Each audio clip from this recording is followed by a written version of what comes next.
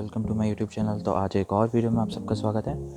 तो आज मैं आपको बताऊंगा जो फोर्ड EcoSport का जो MID है, जो क्लस्टर में जो डिस्प्ले दिया रहता है छोटा सा, उसमें क्या क्या फ़ीचर्स हैं और आप उससे क्या क्या इन्फॉर्मेशन जो रहती है कार की वो देख सकते हैं। तो चलिए इस वीडियो को स्टार्ट करते हैं। तो गाइज़, अगर आप लोग इस चैनल पर नए हैं तो चैनल को सब्सक्राइब कर लीजिएगा और ज़्यादा से ज़्यादा लोगों तक शेयर कीजिएगा ताकि मैं और वीडियोज़ बनाने के लिए मोटिवेट होता रहूँ। और अगर वीडियो अच्छा लगे तो उसको लाइक भी कर दीजिएगा।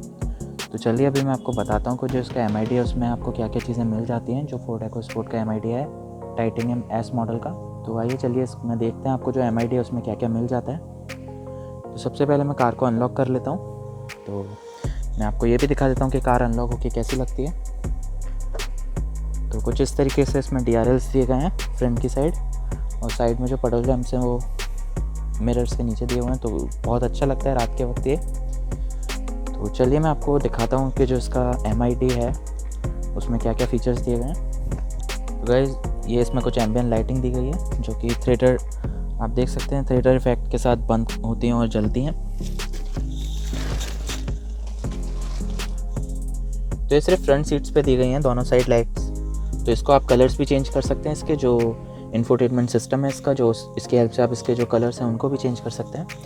तो आज मैं इसकी बात नहीं कर रहा हूँ। तो आज मैं बात करूँगा जो MID है, जो ये बीच में डिस्प्ले होता है, जो इसके बारे में बात करने वाला हूँ। ये फोर्ड EcoSport में जो MID आता है, जो टाइटेनियम S मॉडल में या टाइटेनियम मॉडल लेते हैं आप, उसमें भी सेम MID आता है। तो इसमें क्या क्या फ़ीचर्स मिल जाते हैं, तो चलिए शुरू करते हैं।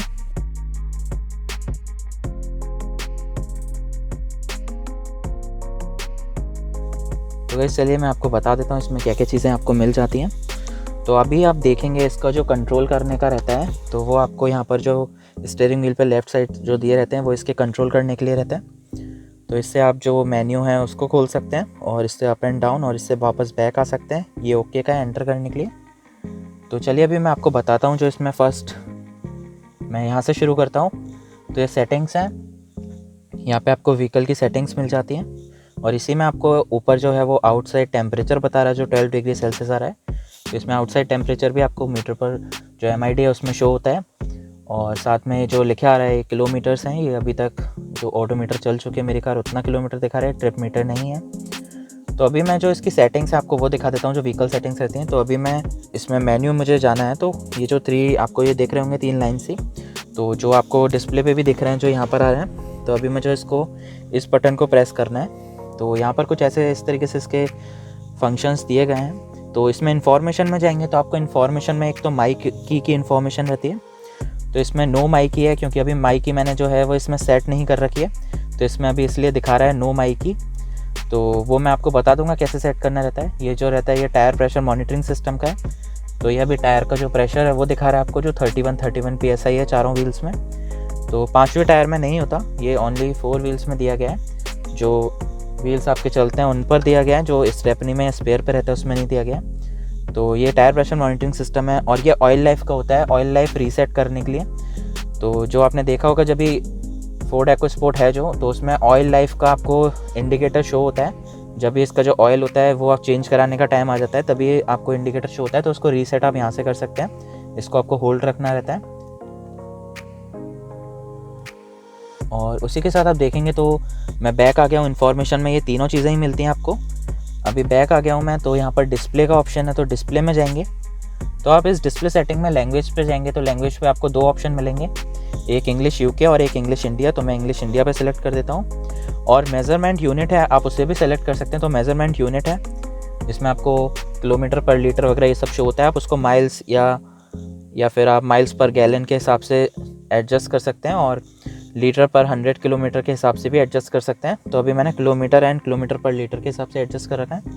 तो अभी मैं बैक आऊँगा, और इसमें टेम्परेचर यूनिट भी आप फ़ारेनहाइट भी कर सकते हैं, और सेल्सियस रखना चाहते हैं वो भी कर सकते हैं। तो बहुत सारे फीचर्स हैं इसके MID में। ये टायर प्रेशर है, जो आप टायर प्रेशर किस में देखना चाहते हैं, PSI में, KPA में या बार में। तो मैंने इसको PSI सेलेक्ट कर रखा है। तो ये कुछ फंक्शंस हैं जो इसके डिस्प्ले वाले ऑप्शन में मिल जाते हैं। अभी जो ड्राइवर असिस्टेंट का रहता है, इसमें आप खोलेंगे तो इसमें आपको हिल स्टार्ट असिस्ट मिलेगा और रियर पार्किंग पायलट मिलेंगे। तब काम होता है जब भी आपने पहाड़ पर या फिर कोई चढ़ाई पर गाड़ी रोकी हुई है, तो आप ब्रेक अप्लाई करेंगे। जैसे ही आप जो ब्रेक है उसको रिलीज़ करेंगे, जो फुट ब्रेक है उसको जैसे ही आप रिलीज़ करेंगे तो वो आपको 3 सेकंड का टाइम देती है कि उसको वहीं होल्ड रखने में कार को, मतलब वो 3 सेकंड तक जो ब्रेक का प्रेशर रहता है वो बना रहता है। जब भी ब्रेक आप छोड़ भी देते हैं तो उन 3 सेकंड में आपको क्या करना होता है, आपको जस्ट क्लच को छोड़कर एक्सेलरेट करना होता है धीरे से, ताकि कार ऊपर वापस से चढ़ना शुरू हो जाए। तो अगर इस सिस्टम को आप ऑफ़ रखते हैं तो जैसे आपने जब भी आप कार को कहीं चढ़ाई पर चढ़ा रहे हैं, जब स्लोप पर चढ़ा रहे हैं किसी ऊंचे स्लोप पर, और अगर आप इसको ऑफ़ रखते हैं तो आप जैसे ही ब्रेक को छोड़ेंगे, जो फुट ब्रेक होगा उसको जैसे ही छोड़ेंगे, आपने कार रोकी और जैसे ही आपको वापस आगे चलना है तो जैसे ही आप फुट ब्रेक को छोड़ेंगे तो ये वापस से आपकी जो कार है वो पीछे आने लग जाएगी। और अगर हिल स्टार्ट असिस्ट आपकी में ऑन है तो आप जैसे ही गाड़ी का जो ब्रेक लगाएंगे चढ़ाई पर, जहाँ चल रही होगी आपकी कार, जो किसी पर स्लोप पर, तो जैसे ही आप ब्रेक को अप्लाई करेंगे देन उसके बाद जैसे ही आप ब्रेक को छोड़ेंगे वो 3 सेकंड तक उस ब्रेक को होल्ड रखेगी उसी पोजीशन में, ताकि आप कार को आगे की साइड मूव कर सकें। और ये रियर पार्किंग पायलट हैं, जो रियर सेंसर्स हैं, पार्किंग सेंसर्स, उनके लिए है। तो ये दोनों चीज़ें मैंने एक्टिवेट कर रखी है। अब व्हीकल सेटिंग्स में आपको ऑटो इंजन ऑफ मिल जाता है, तो इसमें आपको शिम्स का ऑप्शन मिल जाता है, लाइटिंग का मिल जाता है और लॉक्स का मिल जाता है, जो आपके लॉक्स रहते हैं ऑटो लॉक, ऑटो अनलॉक, और यहाँ से आपको ऑटो फोल्ड जो मिरर्स हैं वो फंक्शन भी आपको मिल जाता है इसमें। तो मैंने ऑटो फोल्ड मिरर्स का फंक्शन है वो डिसेबल कर रखा है, क्योंकि कभी कभी क्या होता है वो टच सेंसर से आपकी जो एंट्री रहती है, पैसिव टच सेंसर इसमें लगा हुआ है जो डोर हैंडल्स हैं, तो कभी कभार वो टच हो जाता है या कुछ हो जाता है, कवर हटा रहे हो आप तो इसके जो मिरर्स हैं, साइड मिरर्स हैं, वो अपने आप खुल जाते हैं, तो उसमें वो फंस भी सकते हैं उस सिचुएशंस में।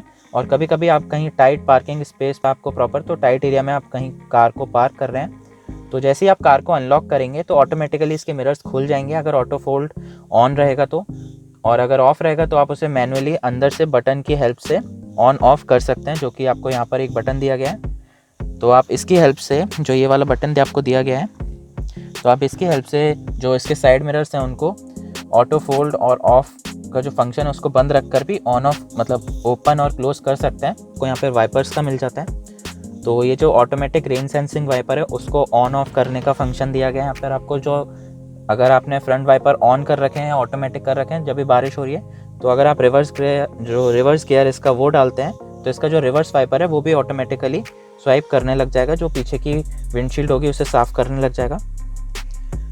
और इसी के साथ आप देखेंगे ये माई की का ऑप्शन है, तो इसमें आप फोर्ड की जो माई की वाला फीचर है उसको एक्टिवेट कर सकते हैं। तो यहाँ पर आप अपनी जो की है उसको बना सकते हैं, बट उसके लिए आपकी जो दोनों कीज़ हैं वो आपके साथ होनी चाहिए, और ये बहुत अच्छा फीचर है। इसके लिए मैं अलग से वीडियो बनाऊंगा फोर्ड माई की को आप कैसे एक्टिवेट कर सकते हैं। तो जो इसके सेटिंग्स से व्हीकल के वो आपको यहाँ पर मैंने दिखा दिए हैं। तो व्हीकल सेटिंग के बाद आपको मिल जाता है ट्रिप कंप्यूटर। तो ट्रिप कंप्यूटर में जब आप मेन्यू में जाएंगे तो आपको ट्रिप कंप्यूटर 1 और 2 मिलेगा, और इसको रीसेट करने का जो इसमें वैल्यूज़ रहती हैं उनको यहाँ पर आपको बटन दिया रहेगा, और ये कॉन्फ़िगर व्यू करने का रहेगा। जैसे आप ट्रिप कंप्यूटर 1 में ट्रिप मीटर हटाकर कुछ और ऐड करना चाहते हैं, ट्रिप टाइमर ऐड करना चाहते हैं, तो आप वो चीज़ कर सकते हैं यहाँ से। तो यहाँ से आप उन चीज़ों को सेलेक्ट कर सकते हैं। तो जैसे कि आप ट्रिप कंप्यूटर 1 है, इसमें मैंने जो फर्स्ट है वो फ्यूल इकोनॉमी, और सेकंड जो ट्रिप का है आपका कि ये ट्रिप कब से चल रहा है उसका जो ट्रिप मीटर है वो सेलेक्ट कर रखा है, और जो नीचे है इसमें वो फ्यूल कितना ले रही है जब भी कार आपकी आइडल पोजीशन पे खड़ी है, आप चला रहे हैं, कितना लीटर पर आवर का जो फ्यूल है वो खा रही है, वो आपको यहाँ पर दिखाएगी। और जब भी आप चला रहे हैं तो यहाँ पर इंस्टेंट माइलेज जो होता है, इंस्टेंट आपके जो एक्सीलरेटर के रेस्पॉन्स के साथ आता है वो आता है। और ये फ्यूल डिस्टेंस टू एम्प्टी कितना जाएगी फ्यूल पंप तक, डिस्टेंस टू एम्प्टी मतलब कितना फ्यूल इसमें लेफ्ट है, कितने डिस्टेंस तक ये चल जाएगी अभी, तो ये 388 किलोमीटर्स दिखा रहा है। तो इसमें आपको बस ट्रिप कंप्यूटर 1 और 2 मिलते हैं, और इसकी जो वैल्यूज़ हैं इनको आप सेलेक्ट कर सकते हैं, और इन्हें अगर आपको रीसेट करना हो तो आप इनको रीसेट भी कर सकते हैं। आपको क्या करना है, जो ओके वाला बटन है बस इसको प्रेस रखना है। तो जैसे ही आप इसको प्रेस रखेंगे तो ये अपने आप ही जो है, अगर 3 या 4 सेकंड तक आप इसको प्रेस रखेंगे तो ये ऑटोमेटिकली रीसेट हो जाएंगी सारी वैल्यूज़। तो और जो नीचे आता है आपका जो माई व्यू आता है, इसमें आप जो डिस्प्ले रहता है उसमें कोई भी एक चीज़ को आप लगा सकते हैं। जैसे कि मैंने इसमें लगा रखी है स्पीड, डिजिटल स्पीडोमीटर लगा रखा है मैंने इसमें। तो इसमें बहुत सारे ऑप्शन मिल जाते हैं आपको, जैसे फ्यूल इकोनॉमी अगर आप माइलेज के लिए लगवाना चाहते हैं, जैसे आप माइलेज अच्छा निकाल सकते हैं कैसे, बट मैं आपको एडवाइस नहीं करूँगा कि आप इनमें से कोई भी ज़्यादा चीज़ें लगाएं जिससे कि आपका ध्यान डाइवर्ट हो। जब आप ड्राइव कर रहे हो तो आप इसमें डिजिटल स्पीडोमीटर लगा रहने दें, या फिर काम स्क्रीन को रखें, क्योंकि आप जब ड्राइव कर रहे हो तो ज़्यादा डिस्प्ले जो इसका मीटर है उसको नहीं देखना चाहिए, आपका सारा ध्यान रोड्स पर रहना चाहिए। तो इसको डिजिटल स्पीडोमीटर पे ही रखना है, या फिर आपको जो सही लगे। अगर आप फ्यूल इकोनॉमी पर भी रखना चाहते हैं तो आप उसको रख सकते हैं, बट इस चीज़ का ध्यान रखें कि बार बार जो डिस्प्ले है उसको देखकर गाड़ी ना चलाएं। आप नॉर्मली जैसे ड्राइव करते हैं वैसे ही ड्राइव करें। और ये आपका ट्रिप कंप्यूटर और ऑडियो आ जाएगा। तो इसमें आपका जो ट्रिप है पूरा उसका जो डिटेल है वो दिखाएगा, और नीचे जो आपका सॉन्ग प्ले हो रहा है उसका नाम दिखाएगा। तो इसमें काम स्क्रीन में जो होगा वो ब्लैंक हो जाती है पूरी तरह स्क्रीन, उसमें कुछ नहीं आता फिर। तो इसको मैं जो सेट रखता हूँ डिजिटल स्पीडोमीटर पे रखता हूँ। और ये आपका जो ऑडियो के लिए रहता है, ये आपका जब भी जैसे आप FM सुन रहे हैं या फिर म्यूज़िक कोई चला रहे हैं, ब्लूटूथ से सुन रहे हैं, मोबाइल से सॉन्ग सुन रहे हैं, तो यहाँ पर जो सॉन्ग चल रहा है उसका नाम और उसकी डिटेल्स वगैरह आती हैं। और ये आपका कॉलिंग के लिए रहता है, जैसे अगर इसमें आपके मोबाइल के नेटवर्क और बैटरी वगैरह आपको शो करता है कि अभी आपके फ़ोन में कितनी बैटरी लेफ्ट है, और मोबाइल के सिग्नल्स वगैरह। और यहाँ पर अगर आप किसी से कॉल कर रहे हैं तो वो भी शो करता है। तो कुछ इस तरीके के फीचर्स हैं जो फोर्ड EcoSport के आपको MID में मिल जाते हैं। तो ये टाइटेनियम एस मॉडल है। ये टाइटेनियम में भी आपको यही वाला MID मिलेगा, बस उसमें ट्राई प्रेशर मॉनिटरिंग सिस्टम आपको नहीं मिलता। तो कुछ इस तरीके के आपको जो फीचर्स हैं वो फोर्ड EcoSport में मिल जाते हैं, जो इसका MID है उसमें। और अगर आप लोग चाहते हैं कि मैं जो इसका टच स्क्रीन है इसके ऊपर भी वीडियो बनाऊँ कि इसमें आपको क्या क्या चीज़ें, क्या क्या फीचर्स मिल जाते हैं, तो आप मुझे बता सकते हैं कमेंट सेक्शन में, तो मैं इसके ऊपर भी बना दूंगा। तो ये भी बहुत अच्छा जो इंफोटेनमेंट सिस्टम है, बहुत फीचर लोडेड है ये भी। तो गाइज़ आज की वीडियो में बस इतना ही था। अगर आपको वीडियो अच्छा लगा हो तो लाइक शेयर सब्सक्राइब ज़रूर कीजिएगा, और ज़्यादा से ज़्यादा इस चैनल को शेयर कीजिए। आज के वीडियो में बस इतना ही था, तो थैंक यू फॉर वॉचिंग। मिलते हैं नेक्स्ट वीडियो में, जब तक के लिए बाय बाय।